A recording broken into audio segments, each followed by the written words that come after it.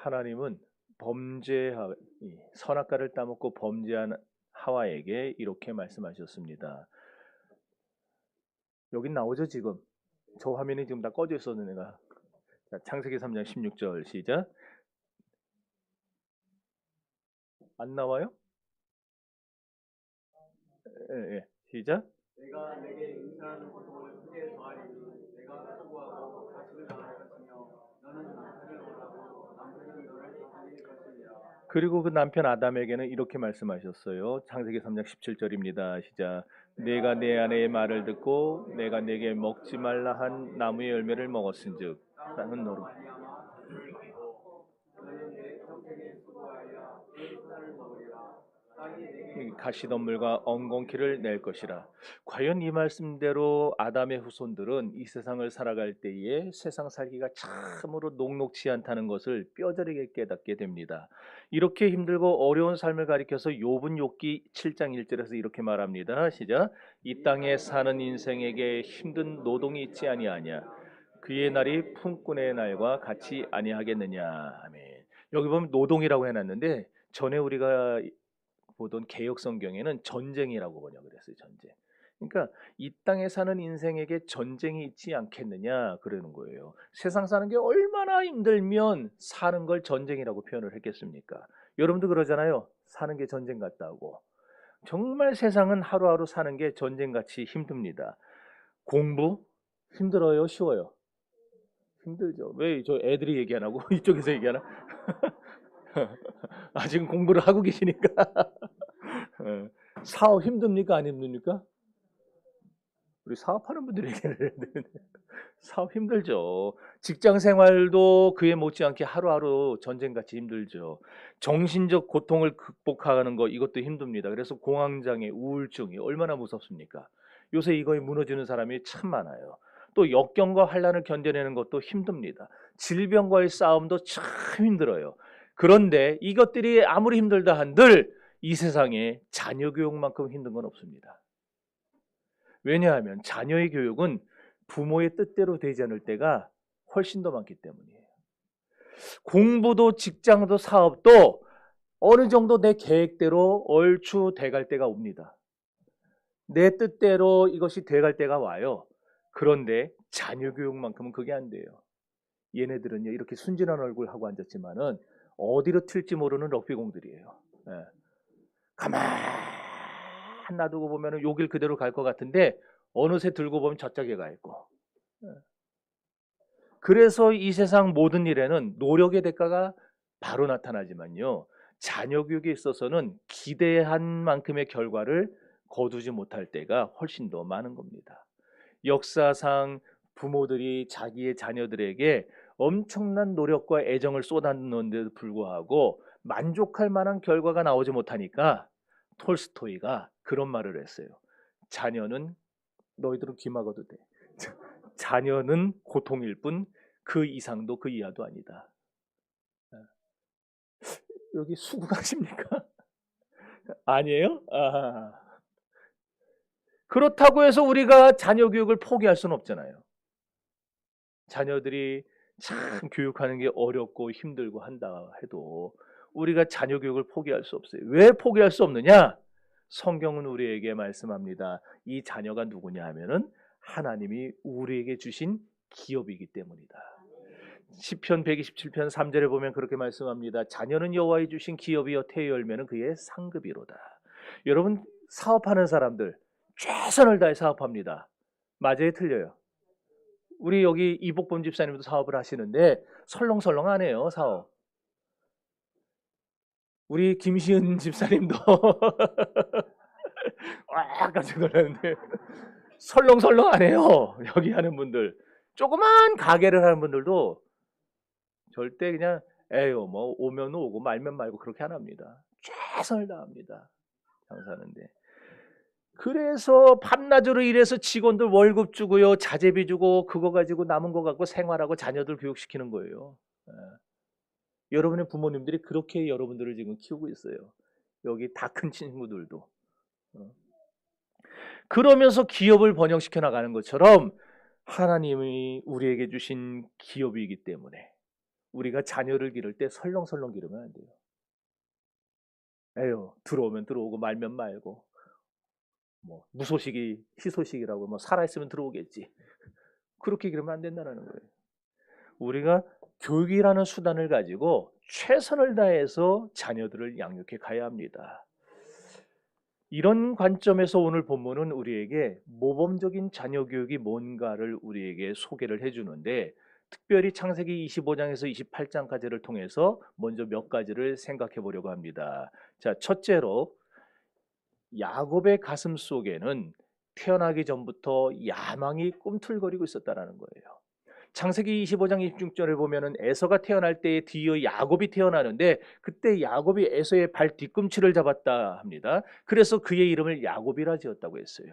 여기 형의 발 뒤꿈치를 잡았다는 말은 히브리어의 아하즈라는 말이에요. 이 아하즈는 뭐냐면 아주 매달린 상태. 그러니까 여러분 쉽게 생각하면은 낭떠러지에 지금 탁그 뭐예요? 이렇게 떨어지고 있는데 거기 나와 있는 나무 뿌리 잡고 지금 매달려 있는 상태를 생각하시면 돼요. 어떻게 잡겠습니까? 내가 떨어지면 죽는데 죽자 사자 잡겠죠. 지금 여기 이 발꿈치를 잡았다는 말이 놓칠까 봐서 안간힘을 쓰는 상태. 그게 지금 아하지예요. 히브리 사람들은요, 장자가 아버지의 모든 권한을 다 승계한다고, 계승한다고 믿었습니다. 더 나아가서 기업을 후손들에게 물려줄 수 있는 특권도 있다고 믿었어요. 그래서 야곱은 그걸 놓치지 않았어요. 우리는 이해가 안 되죠. 어떻게 엄마 뱃속에 있는 애들이 무슨 의식이 있다고 그걸 잡겠는가? 그런데 성경이 그렇다는 걸 못 주겠어요. 하나님이 그렇다고 하시는 거예요. 야곱이 그 마음 깊숙한 곳에 자기도 알지 못하는 무의식적인 야망이 본능으로 자리 잡고 있었다는 걸 보여주는 겁니다. 그러던 가운데 기회가 왔죠. 팥죽 한 그릇으로 마침내 형의 장자의 명분을 손아귀에 거머쥐게 됩니다. 그리고 얼마 후에는 눈먼 아버지를 속이고 아버지의 축복도 가르쳤어요. 물론 야곱이 장자권을 사모해서 그런 일을 했다고는 하지만은, 그렇다고 해서 그의 행동이 전부 용인될 수 있는 건 아니었습니다. 야곱은요, 생각할 줄 몰랐어요. 자신이 먼저 되려는, 자신이 으뜸이 되려는, 자기의 가문을 좌지우지할 수 있는 이런 족장이 되려는 자기 야망이 옳은지 그른지 생각하지도 않고 그저 야망을 이루는데 급급했을 뿐입니다. 이처럼 야곱에게 있던 그 무의식적인 본능, 그 야망이 오늘날 이 세대를 살아가는 우리 모두에게도, 특별히 우리 자녀들에게도 다 들어있다라는 거예요. 저 아이들이요, 다 속에 야망이 있어요. 뭐가 되고 싶다는 그런 생각들, 내가 커서 뭐가 돼야지 하는 생각들, 성공하려는 야망, 성공을 붙들기에, 행복을 붙들기에, 자신의 행복을 성취하기 위해 온 힘을 기울이면서 저 아이들은 자기들 나름대로 치열하게 살아가고 있는 거예요. 우리만 치열하게 사는 게 아니에요. 쟤네들도 나름대로 치열하게 살고 있어요. 하지만 문제는 바른 교육이 되지 못할 때 그 끓어오르는 야망을 바른 길로 인도해 주지 못한다라는 겁니다. 그래서 내 야망이 바른가 바르지 못한가 가리지 못하고 그저 성공 일변들을 향해 달려가는 것, 그것이 세상의 보통 사람들의 모습입니다. 뿐만 아니라 우리 자녀들의 마음속에는 외모 지상주의가 다 사로잡고 있어요. 여러분도 알다시피 이 밧단 아람 라반의 집에서 야곱이 레아와 라헬을 만난 이후로 그날부터 야곱의 가슴 속에는 라헬이 꽉 자리 잡게 됩니다. 왜 그런가? 그의 마음엔 라헬밖에 안 보이는 거예요. 야곱의 외모 지상주의 때문입니다. 창세기 29장 19절에 보면 레아는 시력이 약하고 라헬은 곱고 아리따우니 야곱이 라헬을 사랑하는 까닭이라 그랬어요. 시력이 약하고 곱고 아리따다, 이 말은요, 요즘 MZ세대의 말, 두부상, 아랍상 아세요? 여기 MZ세대들 몰라요? 야, 여기 우리 교회는 MZ가 없는 거예요. 그러면은 너희들도 몰라? 두부상, 아랍상? 나만 MZ세대, 나만 MZ세대 지금 우리 교회에서. 자, 두부상이 뭐냐면은요, 우리 식으로 하면은 둥글둥글하고 그냥 이렇게 별 특징 없는 그런 거예요. 여보세요, 누군지 참 잘생겼어요. 별 특징 없어요. 그런데 아랍상이라는 거는 안젤리나 졸리 같은, 보여줘 보세요. 확실하죠? 눈썹이 짙고 그냥 눈이 퍽 튀어나오고 입술 두껍고 이게 아랍상이에요. 그 다음 사진 한번 보여줘. 내가 오늘 허락받았어요 아침에. 제 조카입니다. 좀 확실한 사진을 보내라 그랬더니 저거밖에 없다고. 쟤도 입술 두껍고 눈이 이렇게 부리부리해요. 저하고 옆에 있으면 확실히 비교가 돼요. 저는 순두부 같이 생겼고. 그러니까 쉽게 얘기해서 레아는 두부상이었고 라헬은 아랍상이었다는 거예요. 이해가 팍 됩니까? 네, 눈에 팍 들어와요. 그러니까 야곱이 첫눈에 라헬을 보고 레아하고 라헬을 같이 봤으니까 별 특징 없는 레아보다 이 그냥 부리부리하고 그냥 사람을 잡아먹을 듯한 그 눈을 하고 있는 그 라헬에게 폭 빠져가지고 헤어나오질 못한 거예요. 이걸 루키즘이라고 그래요. 루키즘, 외모지상주의. 오늘날에도 이 사람들의 마음속에 그런 생각이 꽉 차 있어요. 여자는 예뻐야 돼. 나는 호박하고는 결혼하지 않을 거야. 이런 생각들. 이게 얼마나 웃기는 생각들입니까? 네. 맞아요. 우리가 살면서 전혀 외모를 안 볼 수는 없죠. 물론 저는 전혀 안 보고 결혼했어요. 네. 지금 뭔 소리인지를 몰라 지금. 그런데 문제는 우리의 관점과 하나님의 관점이 다르다라는 거예요. 우리는 외모지상주의로 부르는데 하나님은 그렇지 않아요. 사무엘상 16장 7절 시작.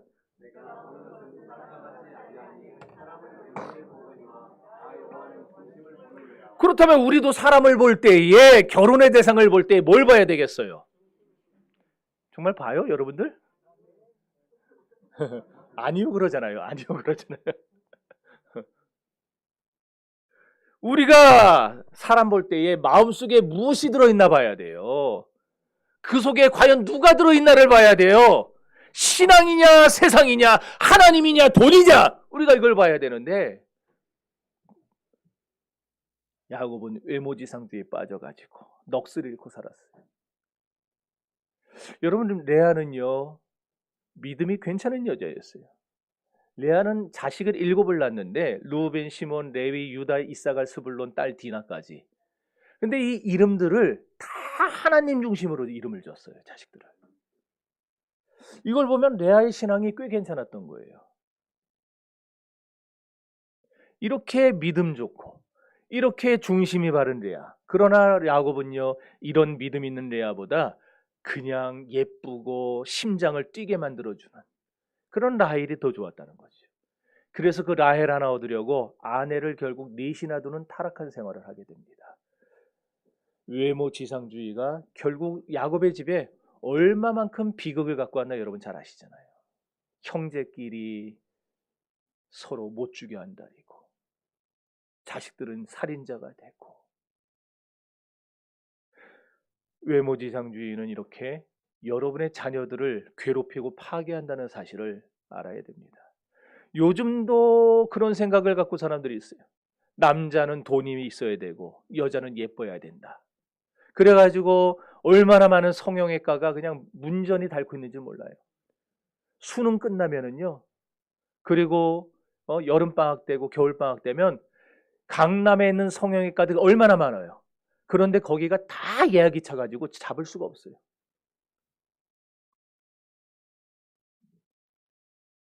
하지만 그렇게 그릇된 야망이 끌어오르고 잘못된 외모 지상주의에 사로잡혀 윤리적인 한계도 모른 채 세상을 살아간다면 결국 그 인생이 바르게 되지 못한다는 것을 우리가 잘 알아야 합니다. 둘째로 게다가 에서와 야곱은 기능이 달랐어요. 다시 말해서 삶의 스타일이 달랐어요. 창세기 25장 27절 시작.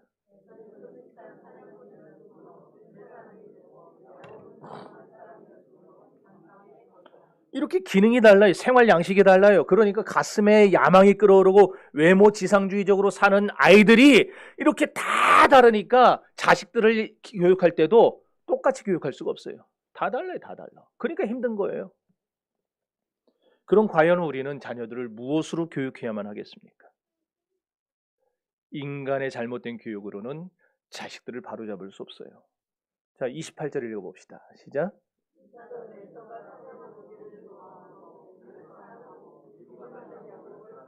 이거 잘못된 사랑이죠. 사랑하면 다 사랑해야 되는데 아버지는 에서를 사랑하고 어머니는 야곱을 사랑하고, 여기 에서가 사냥한 고기를 좋아했다는 말이 뭐냐? 오늘날로 말하면 물량주의예요. 그러니까 옷 사드리고 용돈 주고 좋죠. 아버지 어머니한테 좋은 것 해주는 그런 자녀들 좋아하죠. 그런데 못 해주는 자녀는 관심이 없는 거예요.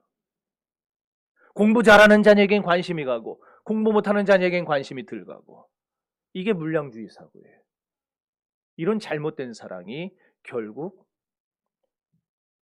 에서와 야곱을 엇나가게 한 거예요. 문제는 이삭과 리브가가 불신자가 아니라 신자였다는 데 있는 겁니다. 이삭과 리브가는 게다가 서로 사랑하는 사이였어요. 서로 그냥 각방 쓰고 막 그냥 소 닭 보듯이 하는 사이도 아니에요. 정말 사랑하는 사이예요. 창세기 24장 47절에 이삭이 리브가를 사랑하였다 그랬어요. 사랑하였다. 거기 그 사랑은요, 끔찍히 사랑하는 거예요.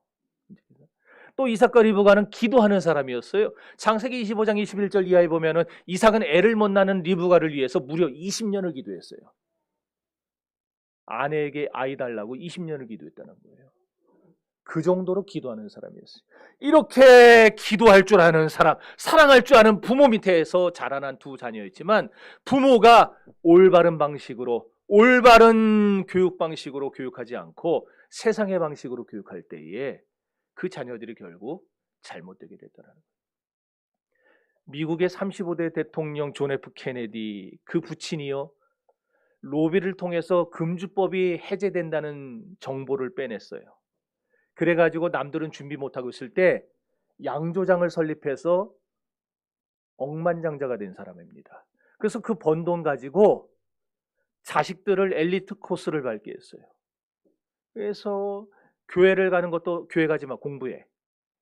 이래가지고 걔네들을 다 미국의 유력한 정치인으로 다 키웠어요. 정치 명문가가 됐죠, 단기간에.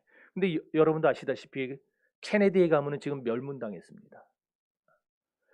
케네디가 미국의 모든 공립학교에서 성경교육을 금지하는 법안을 통과시켰어요. 모태신앙이, 기독교 교육을 받고 자란 주일학교 출신이 아버지가 공부해, 교회는 무슨 교회야? 그 아이가 자라서 대통령이 돼가지고 제일 먼저 한 짓이 모든 학교에서 성경을 가르치는 걸 금해라, 그거였어요. 그리고 그날 이후로 미국은 온갖 부정과 퇴폐가 판을 치는 나라가 됐고, 결국 케네디의 가문은 다 멸문하고 말았습니다. 미국의 제42대 대통령 빌 클린턴, 이 사람은 여러분들 좀 아실 거예요. 이 사람이 자랐던 곳은요, 핫스프링스라고 하는 유명한 온천 휴양지가 있던 곳이에요.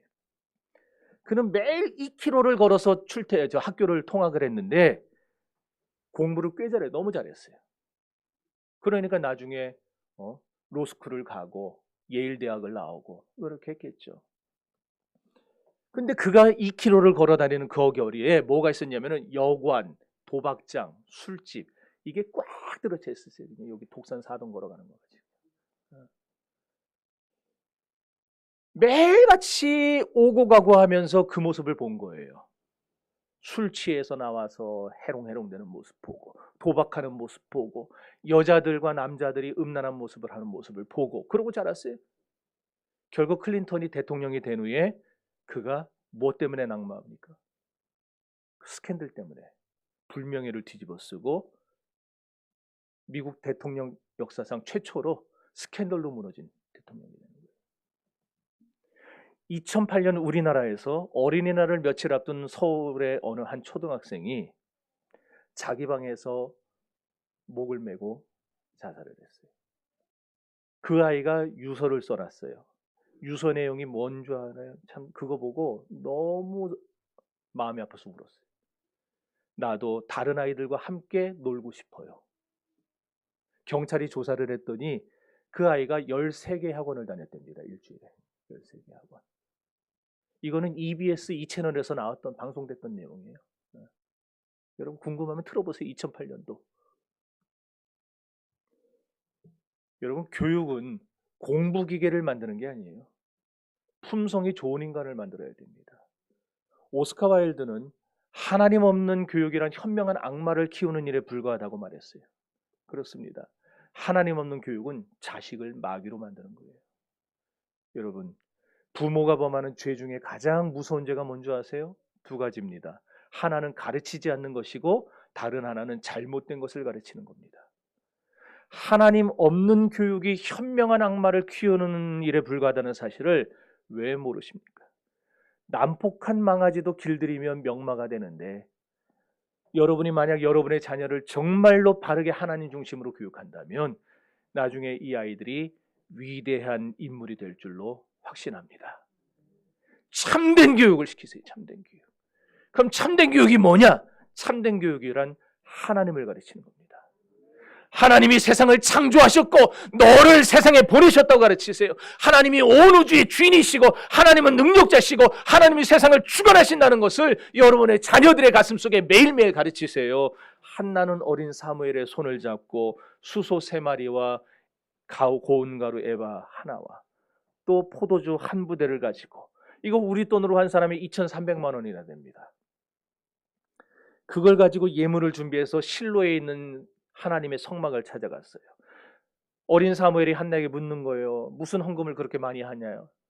그랬더니 엄마가 그러는 거예요.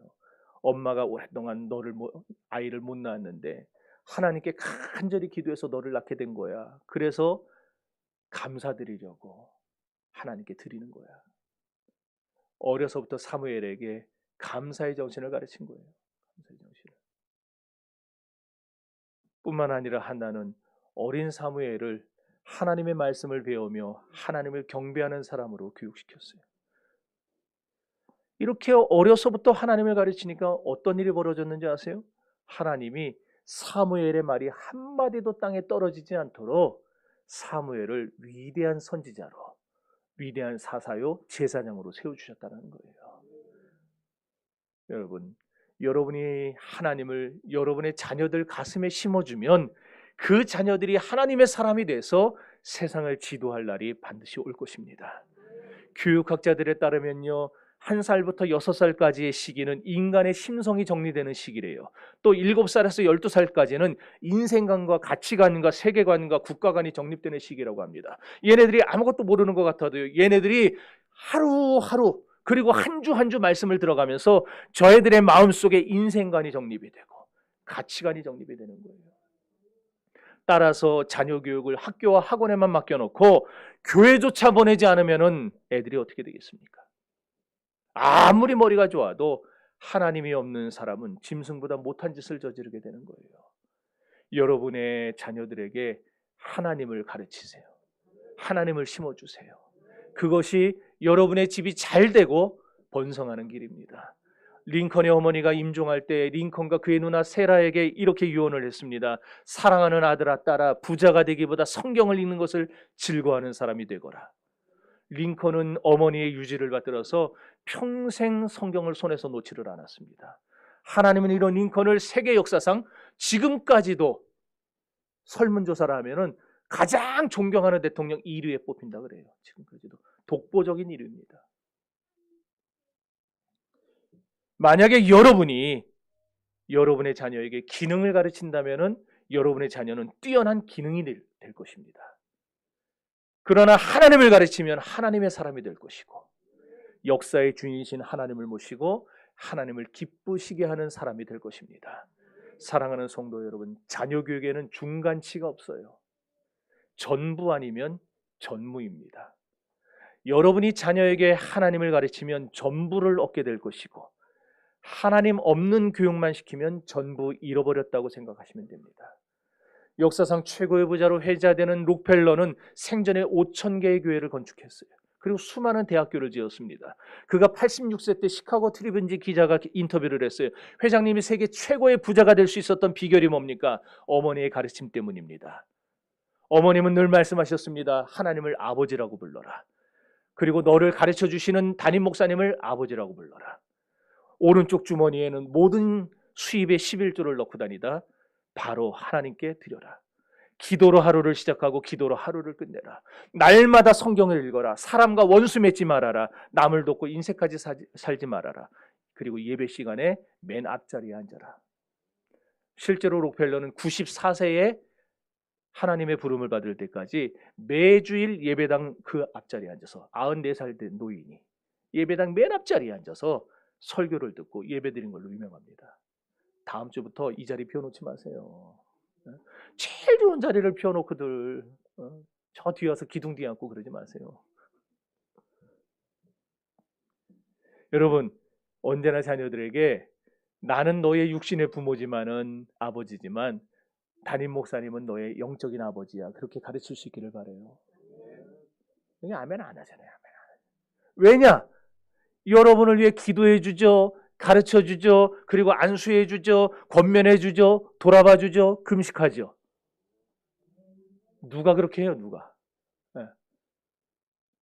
여러분, 담임 목사를 영적인 아버지로 여기게 되면은 그게 다 여러분에게 그 복이 흘러가게 되어 있어요. 혹시나 설마 없겠지만 휴대전화에 제 이름을 황선배라고 저장해 놓은 사람 없겠지만은 있다면은 당장 회개하시고 여기서 하면 누군지 다 보이니까 집에 가셔서 담임 목사님 또는 황선배 목사님 바꾸세요. 그게 진짜 여러분 잘 되는 길이에요. 담임 목사 이름을 함부로 부르는 사람이 어떻게 그 목사가 설교하는 설교를 듣고 은혜를 받겠어요? 그렇지 않아요? 지나 나나 똑같은 인간인데 그런 생각으로 설교를 듣겠지. 이거는 저희 어머니가 저한테 가르쳐주셨던 거예요. 그래서 저는 목사님들은 다 목사님이라고 적어요. 다 목사님이라고. 저보다 한참 후배인 20년 넘게 목사 안수 받은 사람도 저는 목사님이라 불러요. 자식이 잘못되기를 바라는 부모 있습니까? 없어요. 다 잘 되길 바라죠. 그런데 실제로 잘 되는 자식이 그리 많지를 않아요. 그게 부모의 고통이죠. 목사도 그래요. 여러분 다 잘 되길 바랍니다. 다 복 받길 바랍니다. 그래서 우리 교회는 정말 말 그대로 다 받아야 되는데 받는 사람도 있어요. 못 받는 사람이 나오면 참 제 마음이 아파요. 여러분 그러면은 누가 잘 되는가? 어떤 자식이 잘 되는가? 다시 말해서 우리 정심교회 교인들 중에 어떤 교인이 잘 되는가? 하나님이 마음에 있는 사람이 잘 됩니다. 그러니까 여러분도 마음에 하나님을 품으시고 그리고 여러분의 자녀들에게도 그냥 자꾸 세상적인 성공만 얘기하지 말고 하나님을 심어주세요. 그러면 그 인생은 하나님이 책임져 줄 줄로 믿습니다.